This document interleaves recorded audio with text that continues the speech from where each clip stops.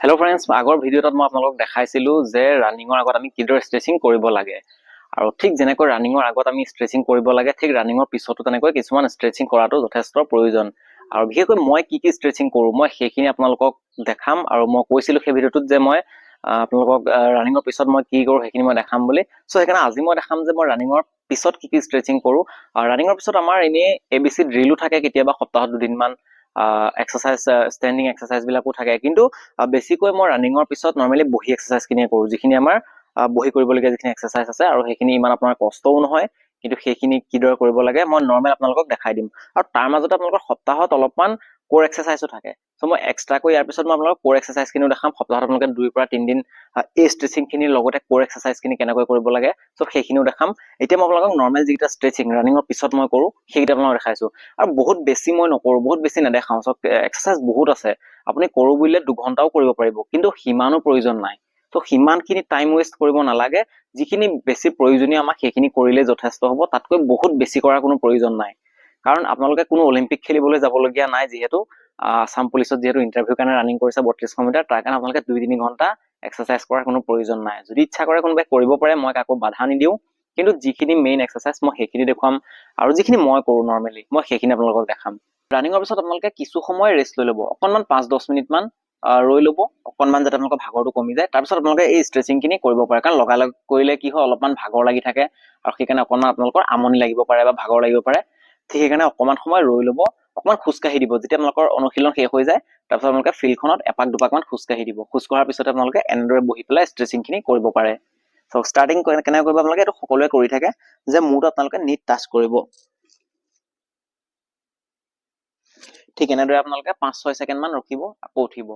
ইয়াৰ পিছত আপোনালোকে সম্পূৰ্ণ এনেকৈ ধৰি পেলাই অকণমান জোৰ দি এটা চাইডে চাব, যাতে কঁকালটো অকণমান ষ্ট্ৰেচ হয়। আকৌ ঠিক এনেকৈ চেঞ্জ কৰি পেলাই কৰিব। ইয়াৰ পিছত আঁঠুটো এনেকৈ, ভৰিটো এনেকৈ কৰি ল'ব, তাৰপিছত টানিব নিজৰ গাৰ ফালে যিমানটো জোৰত পাৰে। আকৌ চেঞ্জ কৰিব। ইয়াৰ পিছত ভৰিটো ক্ৰছ কৰি ল'ব লাগিব, এনেকৈ ক্ৰছ কৰিব।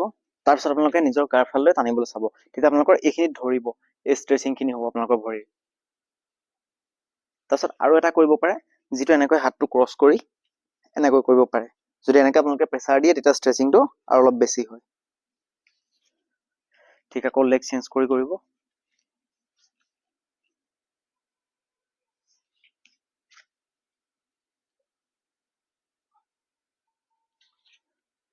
ইয়াৰ পিছত আপোনালোকে এনেকৈ ভৰিকেইটা অকণমান খুলি ল'ব, আৰু চেষ্টা কৰিব যাতে মূৰটো অকণমান লাহে লাহে তললৈ নিব। এনেকৈ একেবাৰে লগাব প্ৰথমতে আপোনালোকে নোৱাৰিবও পাৰে, সেইকাৰণে লাহে লাহে যিমানখিনি পাৰে সিমানখিনি নিবলৈ চেষ্টা কৰিব। তাৰপিছত আপোনালোকে নি টাচ কৰিব, লেফ্ট নি।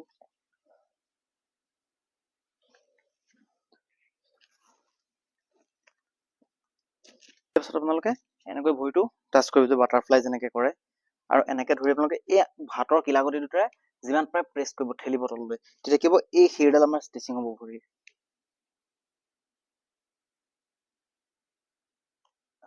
ঠিক এনেকৈ আপোনালোকে 5-6 ছেকেণ্ড ৰখিলেই হ'ব। ইয়াৰ পিছত আপোনালোকে শুই যাব এনেকৈ।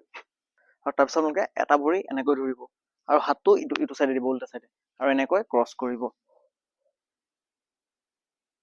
এনেকৈ 5 ছেকেণ্ড ৰখিব, আকৌ লেগ চেঞ্জ। চাব যিটো হাতেৰে যিটো ভৰি আপোনালোকৰ, যদি বাওঁ ভৰিটো উঠাইছো মই সোঁ হাতেৰে ধৰিছো, আৰু বাওঁ হাতটো উল্টা চাইডে মই দিছো।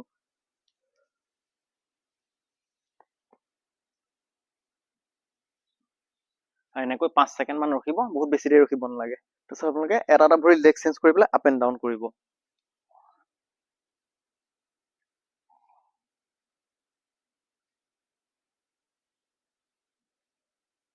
আৰু এনেকৈ আপোনালোকে 20 বাৰ মান কৰিব। ইয়াৰ পিছত আপোনালোকে আকৌ উল্টি ল'ব।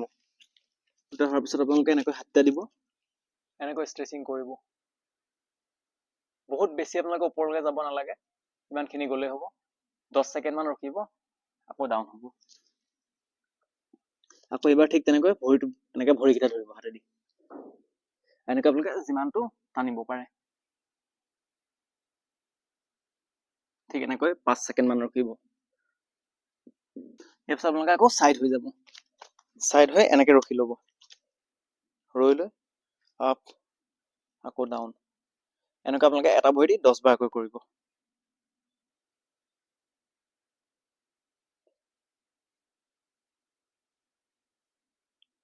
মই আপোনালোকক কমকৈ দেখুৱাইছো, আপোনালোকে 10 বাৰ কৰিব। এটা ভৰি দি 10 বাৰ কৰিব, আকৌ আপোনালোকে চেঞ্জ কৰিব, আকৌ 10 বাৰ কৰিব। খালি বডিটো আপোনালোকে ষ্ট্ৰেট ৰাখিব, বেকাকে নহয়, এনেকে কিন্তু একদম ষ্ট্ৰেট হ'ব লাগে।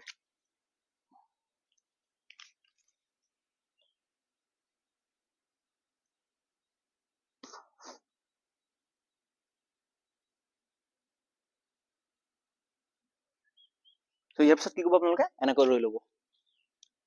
ৰৈ লৈ কি কৰিব, ভৰিটো আগলৈ আনিব, আকৌ বেক একদম ষ্ট্ৰেট টাইট কৰিব, অকণমান টাইট কৰিব। তাৰপিছত এনেকৈ 2 ছেকেণ্ড ৰখাই আকৌ ফ্ৰণ্ট, আকৌ বেক। এনেকৈ আপোনালোকে এটা ভৰি দি 10 বাৰকৈ কৰিব। মই আপোনালোকক কমকৈ দেখুৱাইছো, কিন্তু আপোনালোকে 10 বাৰকৈ কৰিব। 10 বাৰ কৰাৰ পিছত আকৌ লেগ চেঞ্জ কৰিব।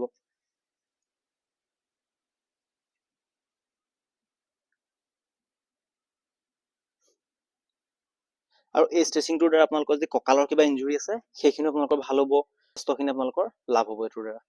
ঠিক এনেকৈ 10 বাৰ কৰিব। চ' আপোনালোকৰ ইমানকেইটা ষ্ট্ৰেচিঙে যথেষ্ট হ'ব, বহুত বেছি কৰিব নালাগে। কাৰণ কি হয়, ইয়াৰ পিছত আপোনালোকৰ আকৌ লং জাম্পো থাকে, লং জাম্পৰ এক্সাৰচাইজ থাকে, কেতিয়াবা লং জাম্প থাকে। চ' সেইকাৰণে যদি এক্সাৰচাইজখিনি বহুত বেছিকৈ কৰে, আপোনালোকৰ কি হ'ব, অলপমান ভাগৰ লাগি যাব পাৰে। আৰু বিশেষকৈ এইখিনি এক্সাৰচাইজত ইমান ভাগৰ নালাগে।